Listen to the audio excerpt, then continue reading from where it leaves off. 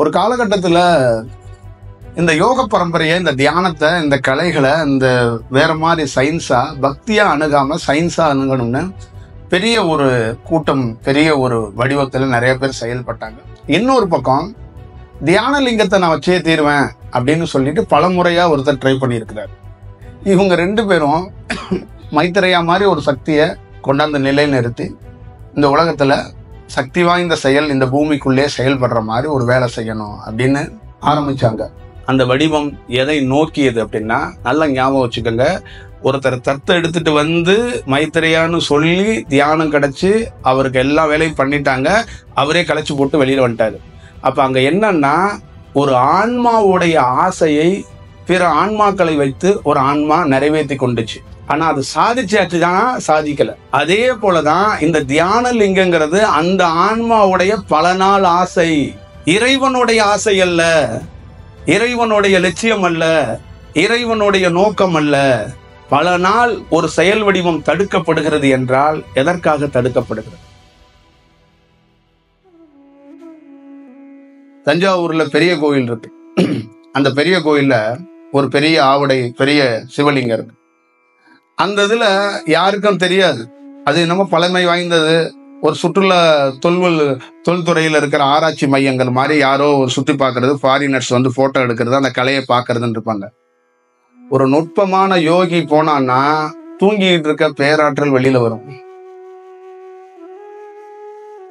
மனிதன் போனானா தூங்குனதுதான். இந்த தொல்லியல் துறையில போனாலும் தூங்குனது தான். போட்டோ எடுக்கிறவன் போனாலும் தூங்குனதுதான். என் போன்ற ஒரு ஆள் போகும்போது சமாதியில் இருந்த அந்த லிங்கத்தில் இருக்கின்ற ஆற்றல் வெளியிலே வருகிறது. பல ஆண்டுகளா இருக்கிறவங்க அப்படின்னு சொல்லுது. இதோட நோக்கம் என்ன? இதோட செயல் வடிவம் என்ன? அப்ப அது வெறும் சிவலிங்கமாக இல்லை, பல்வேறுபட்ட பிறப்புகளில் அவதரித்த ஒரு யோகிகளே சிவலிங்கத்துக்குள் அமர்ந்திருக்கிறார்கள். காலத்துக்காக காத்திருக்கிறார்கள். சில செயல்களை லிங்கத்துக்குள்ளே இருந்தும் செயல்படுவார்கள், சில செயல்களை வெளியிலே வந்தும் செயல்படுவார்கள். ஆனால் அவர்கள் விழிப்பு அடைகிறது ஒரு பிரகாச நிலையை காணும் போது விழிப்பு அடைகிறார்கள். நேற்று ஒரு இடத்துக்கு போனேன், நாகம் அதிகமாக வசிக்கிற இடம். அந்த இடத்துக்குள் மனிதர்கள் அனைவரும் முட்டையை வச்சுக்கிட்டு, பரிகாரத்தை வச்சுக்கிட்டு, பால் பாக்கெட்டை வச்சுக்கிட்டு, மஞ்சத்தூளை வச்சுக்கிட்டு ஒரு வேலை பார்த்துக்கிட்டே இருக்கிறாங்க. அந்த இடத்தை தொட போகிறோம். அந்த இடத்துக்கும் எனக்கும் அந்த எண்டு வரைக்கும் தான் இருக்கும். போகும்போது அங்க இருக்கிற அத்தனை மரங்களும் ரெகுலராக இல்லாமல் ஒரு தென்றல் காத்து வீசுனுச்சு. அப்படியே ஒட்டுமொத்தமாக மரத்தில் இருக்கின்ற அனைத்து இலைகளுமே உதிரப்பட்டது. அப்ப அங்க என்னன்னா, அங்க இருக்கின்ற ஆற்றலுக்கு நம் போன்ற ஒருவன் வர்றான். அந்த சமிக்கையை எப்படி கொடுக்குது பாருங்க. நம் போன்ற ஒருவன் வருகிறான், அவனை நாங்கள் வரவேற்கிறோம், காட்டி கொடுக்கிறோம், நாங்களும் வெளியே வந்திருக்கிறோம், நாமும் உயிரோடு இருக்கிறோம், நாமளும் ஒரு நல்ல தன்மையில் இருக்கிறோம் என்று அது வெளிப்படுத்துது. புரியுதுங்களா? அப்ப ஒரு இடத்துக்குள்ள நீங்கள் ஒரு செயலை பிரதிஷ்டை பண்றீங்க, ஒரு வேலை பார்க்குறீங்கன்னா அது தனிப்பட்ட முறைகள்ல அது உங்களுடைய செயலா, இந்த உலகத்துக்கான பிரபஞ்சத்தால் கொடுக்கப்பட்ட திட்டமா? இத வடிவமா தெரிஞ்சுக்கணும். இதுதான் ரொம்ப முக்கியம். அது தனி மனிதர்களுடைய திட்டமாக இருந்தா இங்க 1000 தொழிலதிபர்கள் இருக்காங்க, 1000 நடிகர்கள் இருக்காங்க, 1000 விளையாட்டு வீரர்கள் இருக்கிறாங்க. எல்லாம் இன்று நடிகர்களாக, விளையாட்டு வீரர்களாக இல்லை. பல நாள்கள் அவர்கள் போராடியது அந்த எண்ண பதிவுகளில் இந்த பிறப்பில் நிறைவேறியது. அப்ப இறைவன் என்ன செய்யறான்? இந்த பிறப்புல ஒரு ஆன்மாவோட பல நாள் போராடிவன் இந்த பிறப்புல அவனுக்கு சாதகமாக நடக்கின்ற 4 கிரகங்களை அவனுக்கு சாதகம் மாதிரி படைப்பை விட்டுட்டான். அவன் வந்து அவன் நினைக்கிறது எல்லாம் நடக்கும், அவன் சாதிப்பான். ஆனால் அவன் என்ன செய்தாலும் இறைவன் தலையிட மாட்டார். ஏன் தலையிட மாட்டார்னா, பல ஜென்மத்துல போராடி இந்த வரத்தை பெற்றிருக்கான். அப்ப அவனை போய் இவர் என்ன பண்ணுவாரு? வெளியில இருந்து பாக்குறவங்க என்னங்க அவன் தப்பா பண்றான், கடவுளுக்கு கண்ணு இல்லையான்னா, அவர் சொல்றாரு, பல ஆண்டுகள் போராடி வரம் பெற்றிருக்கான், அந்த வரம் கொஞ்சம் முடிகிற வரைக்கும் நான் காத்திருக்கணும். ஏன்னா மனிதன் தர்மத்தை மதிக்க மாட்டான், மீறிடுவான். ஆனா நான் தர்மத்தை மதிப்பவன், நான் காத்திருக்கதான் வேண்டும், காத்திருப்பதுதான் மிக சரி. இங்க தமிழ்நாட்டுல இந்தியாவுல பிறக்கின்ற அத்தனை பணக்காரர்களும் என்ன நினைக்கிறாங்கன்னா, நம்ம எது செஞ்சாலும் நமக்கு நெகட்டிவா நடக்க மாட்டதுன்னா கடவுளே நம்மளை ஆதரிக்கிறாருன்னு நினைச்சிட்டாங்க. கடவுள் ஆதரிக்கவில்லை, கடவுள் காத்திருக்கிறார். நீ செய்யற வேலையை ஆதரிக்கல, உனக்கு பூ போட்டு உனக்கு கொண்டாடி நீ என்னென்னமோ ராஜதந்திரங்கிற பேர்ல செய்யறது எல்லாத்தையும் கடவுள் என்ன பண்றாரு? ஆதரிக்கல. உனக்கு வாய்ப்பு கொடுக்கப்பட்டிருக்கு, என்னன்னு காத்துக்கிட்டு இருக்கேன். இது போல தமிழ்நாட்டில இந்த 60 ஆண்டுகளுக்குள்ள 120 ஆண்டுகள்ல பிரபலமான ஒரு 20க்கும் மேற்பட்ட இந்தியாவில் இருக்கிற யோகிகளே ஆன்மாவுடைய அந்த எண்ணத்துல பெரிய வரத்தை பெற்று தியானத்தை கற்றுக் கொடுக்கிறதோ, புத்தகம் எழுதினதோ, சில செயல்களோ செய்தார்கள். அதில் நிறைய பிழை, நிறைய தவறு. ஆனால் ஒரு இடத்தில் கூட இறைவன் தலையிடவே இல்லை, விட்டுட்டாங்க. அவருடைய இறப்பு ரொம்ப மோசமாக இருந்தது. அவர் இறந்ததுக்கு அப்புறம் அவருக்கு சமாதி இருக்கு, பல பேர், எல்லா செயல் இருக்கு. ஆனால் மோசமான நிலையில் இருக்கிறார். அதை நம்ம கண்டோம். நம்ம ஆரம்ப நிலையில ஒருத்தர் பார்த்து வியர்ந்து போய் படிச்சது கேள்விப்பட்டதெல்லாம் வச்சுக்கிட்டு நம்ம சுத்திக்கிட்டே இருக்கிறோம். ஒரு அனுபவம் பெற்றதுக்கு அப்புறம் அதே வியர்ந்து போனவருடைய ஆசிரமத்துக்கோ சமாதிக்கோ போகும்போது என்னை தூக்கி வெளியில எறியப்பட்டது. வெளியில தூக்கி எறிந்த உடனே எதற்காக வெளியில் தூக்கி எறியப்பட்டது என்று உட்கார்ந்து பார்த்தால் அவருடைய ஒட்டுமொத்தமான வாழ்க்கையையும் நமக்கு காட்டி கொடுக்கப்பட்டது. அப்ப அந்த செயல் வடிவத்தை யாரிடமுமே சொல்ல முடியாது. ஏன் என்று கேட்டால் ஆயிரக்கணக்கான மாணவர்கள் அந்த சமாதியில் உட்கார்ந்து இருக்கிறார்கள். இவர்தான் என்னுடைய குருநாதர், இவர் காட்டிய கலை தான் நான் பல நாள் பயிற்சி செஞ்சுக்கிட்டு இருக்கேன்னு இருக்கிறான். அவர்கிட்ட போய் அவர் உயர்ந்த குரு அல்ல, நான் தான் உயர்ந்த குரு என்றால் ஏபாரமாக மாறிவிடும், கண்ணிய குறைவாக மாறிவிடும், பிரச்சாரமாக மாறி போகும். ஒரு குருவுக்கு இன்னொரு குரு போட்டி மாறி ஆகிவிடும். பிரபஞ்சத்தில் மட்டும்தான் இந்த பிரபஞ்ச சக்தியில் போட்டி, பொறாமை, வஞ்சகம், சூழ்ச்சி இதெல்லாம் கிடையாது. இதெல்லாம் இருந்தால் அங்க யோகியாக இருக்க முடியும். இதெல்லாம் அழிக்கப்பட்டால் மட்டுமே ஆற்றல்கள் பெற முடியும். அப்ப அந்த விஷயங்கள் எல்லாம் தெரிஞ்ச போது இந்த பிரபஞ்சத்துடன் நாம் வைத்த கிளைம், நாம் வைத்த கேள்வி, இவ்வளவு பெரிய தியானத்தில் புரட்சி என்ற ஒரு புத்தகத்தை எழுதி பல மாணவர்கள், லட்சக்கணக்கான மாணவர்கள் அவரே குரு என்று நம்பி தியானம் செய்து கொண்டிருக்கிறார்களே, அவர்கள் வாழ்க்கை என்ன ஆவது? இவருக்கு தியானத்தில் நீங்கள் செய்யும் போது இவர் பிழை செய்தார்கள் என்றால் இவரை ஏன் தண்டிக்காமல் விட்டீர்கள் என்றால், அவன் ஒரு பிறப்புல பல பிறப்புகளில் இதை நான் செய்தே அவன் போராடுறான். பல பிறப்புகளில் அவனை நாங்கள் தடுத்து நிறுத்தினோம். தியான லிங்கத்தை எப்படி தடுத்து நிறுத்தணும்னா, இந்த சுத்தி இருக்கிற சூழல் நிறுத்தவில்லை, பிரபஞ்சம் என்ற பேராற்றலாக இருக்கிற நாங்கள் தடுத்து நிறுத்தணும். அது வேண்டாம், நீ வேற வடிவத்தை பார், வேற செயலை பாருன்னு தடுத்து நிறுத்தணும். கேட்கப்படவில்லை, நாங்கள் சொன்னது கேட்கப்படவில்லை. தொடர்ந்து தியானத்திலே இதை அடைந்தே தீர்வேன், அடைந்தே தீர்வேன்னு ஒரு மனிதன் தியானம் செய்து கொண்டே இருந்தான். பல பிறப்புகளில் அதை நாங்கள் கொடுக்கப்படாமல் இருந்தோம். ஒரு பிறப்பில் சரி, அவன் இதை வைத்து என்னதான் செய்துவிட போகிறான் பார்ப்போம் என்று கொடுத்து விட்டான். அப்பொழுது கொடுத்தாச்சு, அவன் ஒரு வேலை செய்யறான். அதை கொடுத்த வேலையை நாங்கள் எப்படி தடுப்பது? அவன் செய்யட்டும், ஆனால் ஒரு நிபந்தனை வைத்துதான் கொடுத்தோம். உனக்கு கொடுத்து விட்டோம், நீ தனித்துவமாக செயல்படு, ஆனால் எங்களுடைய தொடர்பு உனக்கு கிடைக்காது. நாங்கள் அங்கு வந்து போக மாட்டோம், நீ செயல்படு அப்படி என்பதை வைத்துக் கொண்டு வெளியே வந்து விட்டார். அவர் முழுசா செயல்பட்டார். சமாதிக்கு அப்புறம் அவருடைய செயல்பாடுகள் எல்லாம் தலைகளாக மாறி போனது. அதுக்கப்புறம் அவருடைய டைம் காலம் முடிந்து விட்டது. அது என்ன ஆகி போச்சு? இப்ப இத மாணவர்களிடமோ பொதுமக்களிடமோ கடத்துவது ரொம்ப கடினம். அறிய வைப்பது என்பது ரொம்ப கடினம், சொல்ல வைப்பது என்பது ரொம்ப கடினம். ஏன்னா இதுக்குள்ள அவ்வளவு பெரிய டீட்டெயிலிங்கான ஒரு செயல் வடிவம் இருக்கிறது. அது ரொம்ப ரொம்ப முக்கியம். நான் பல நாள் சொல்லியிருக்கிறேன், ஆதிசங்கரர் பக்தி அடிப்படையில் எந்த சிவலிங்கத்தையும் பிரதிஷ்டை பண்ணவில்லை. பக்தி அடிப்படையில் காமாட்சிக்கோ யாருக்கோ அந்த கோயில் வடிவத்தை பண்ணவே இல்லை. அவருக்கு கொடுக்கப்பட்ட வேலை பணியே இதுதான். இந்த பணியை தான் நீ செய்யணும், இதுக்கு தான் நீ அவதரித்திருக்கிற. அப்ப அந்த பணியை அவர் எப்படி ஏற்று செய்தார்கள் அப்படின்னா, அவருக்கு என்ன கொடுக்கப்பட்டிருக்கோ அதை பாதம் மாறாம அந்த பணியை செஞ்சுட்டு வெளியில போனாங்க. ஒரு யோகியோடைய செயல் என்னன்னா, ஒவ்வொரு வினாடியும் பிரபஞ்சத்திலிருந்து உணர்த்தப்படும். ஒரு தவறு இயல்பாக இங்க இருக்கும்போது நாமே ஒரு தவறுகளை ஏதாவது ஒரு சூழல் செய்யக்கூடிய வாய்ப்பு இருந்தால் அதை உடனடியாக சரி செய்யற வாய்ப்பு அந்த நிமிடமே அதை சரி செஞ்சுட்டா அது கர்ம வினையாகவோ பாவமாகவோ பிழையாகவோ மாறி போயிடாது. அந்த இடத்திலேயே அந்த வாய்ப்பை உருவாக்கி கொடுக்கறாங்க.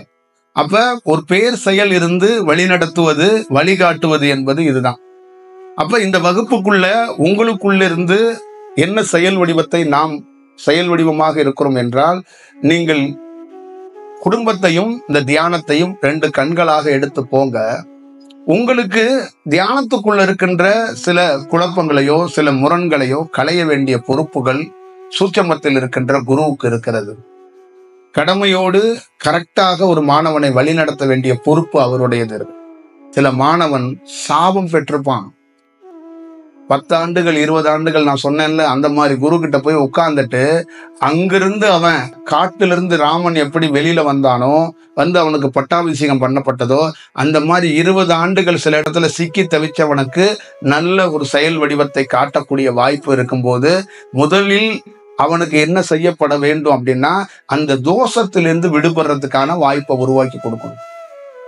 சில பேருக்கு தீட்சை எதற்காக கொடுக்கிறோம்னா, அவன் தோஷத்தையும் அந்த குருவோட நிந்தனையும் வெளியில எடுக்கிறதுக்காக தீட்சை கொடுப்போம்.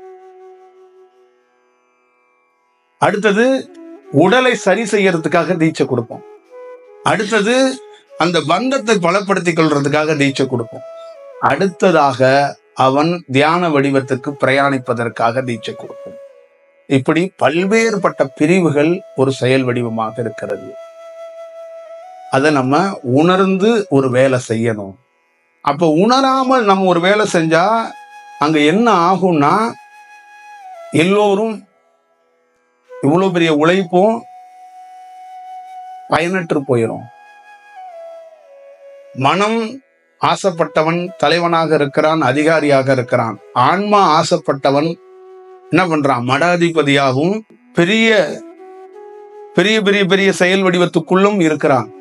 அப்படி ஒரு செயல் வடிவத்துக்குள் ஒரு யோகியாகப்பட்டவன் இருக்கக்கூடாது. புரிந்து கொள்ள வேண்டும். தெளிவடைந்து ஒரு பணி செய்ய வேண்டும். அது ரொம்ப ரொம்ப முக்கியமான செயல்.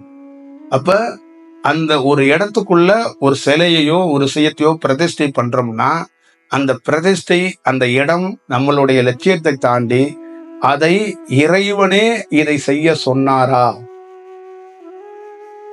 நான் பல நாள் சொல்லிட்டேன், அமெரிக்கா போறதுக்கு என்னுடைய உள் ஆழ்ந்த விஷயமா இல்ல இறைவனுடைய கட்டளையா அப்படின்னு விவேகானந்தர் சுய பரிசோதனை பண்ணிக்கிட்டு தான் அமெரிக்கா கிளம்புனார். இது இறைவனுடைய திட்டம். இப்ப படிச்சுட்டோங்கிறதுக்காக நிறைய பேர் வெளிநாடு போறாங்க. ஒரு யோகி அப்படி வெளிநாட்டுக்கு போக மாட்டான். நீ எந்த பகுதியில் மையம் கொண்டு வேலை செய்யணும்?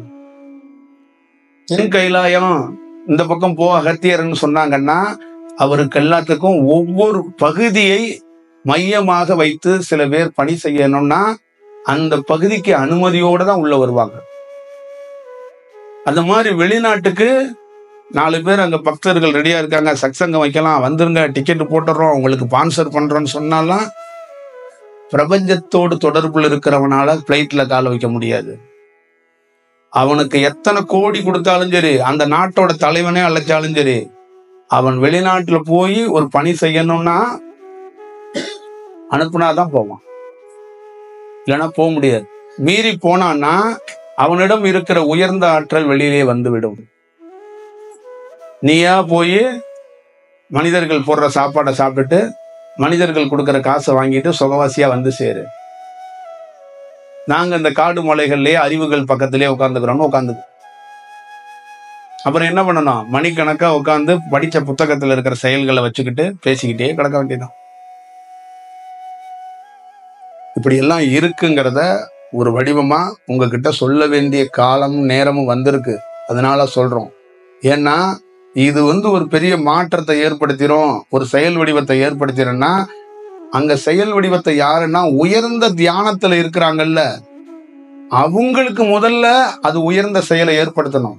வடலூர்ல போய் மிதிக்கிறோம், மிதிக்கும் போது அந்த செயல் எங்களை வேற வடிவத்துல எங்களை அப்படியே உள் வாங்குது. போய் இதுல போய் சிதம்பரத்துல போய் மிதிக்கிறோம், அங்க இருக்கிற நீங்க ஏன் சத்தத்தை பாக்குறீங்க, குருக்களை பாக்குறீங்க? அங்க இருக்கிற செயலை பாருங்க, ஆற்றலை பாருங்க. பூசாரி மணி அடிக்கிறவர் நமக்கு எதுக்கு? அங்க என்ன வேணும்? நமக்கு அதுதான் வேணும். சுத்தி நிறைய கூரை வீடுகள் இருக்கு அப்படின்னு பார்க்க கூடாது. அங்க என்ன நமக்கு இருக்கோ அது நமக்கு காட்டி கொடுக்கும், வரவேற்கும். அது மட்டும்தான் நமக்கு தேவை. நம்ம வேற ஒன்னும் செயல் எல்லாம் கிடையாது. அதோட செயல் வடிவத்தை புரிந்து நம் எல்லோரும் செயல்பட்டால் மாணவர்களாக இருப்பவர்களுக்கு ஒரு நல்ல வடிவமா இருக்கும். அதை நீங்க எப்பயுமே பார்த்து உணர்ந்து செயல்பட்டுக்கிட்டீங்கன்னா அது நல்ல ஒரு செயலாக இருக்கும். இந்த இடத்துக்குள்ள இந்த மலையே நாகத்துக்குரிய பெரிய சக்தி வாய்ந்த மலை இந்த இடத்துல நம்ம இருக்கிறது. இப்ப இந்த இடத்த நாம் தேர்ந்தெடுக்கவில்லை, உங்களை அனைவரையும் அந்த மலை தேர்ந்தெடுத்து இருக்கிறது. அப்ப இது நாம எதுவுமே வழி நடத்த வேண்டியதில்லை, அதுவா நடக்கும். ஆர்கனைசேஷன் எதுவும் தேவைப்படாது, தேவைப்படாது. நான் தான் மீண்டும் சொல்லிட்டேனே, தானாக நடப்பதற்கு ஒன்றும் தேவைப்படாது. சினிமா ஷூட்டிங்ல 10 வெஹிக்கிளை வர வச்சு மழை பெய்யற மாதிரி தண்ணி அடிச்சுட்டு இருப்போம். அதே ஒரிஜினல் மழைன்னா எவனும் தேவைப்பட மாட்டான்.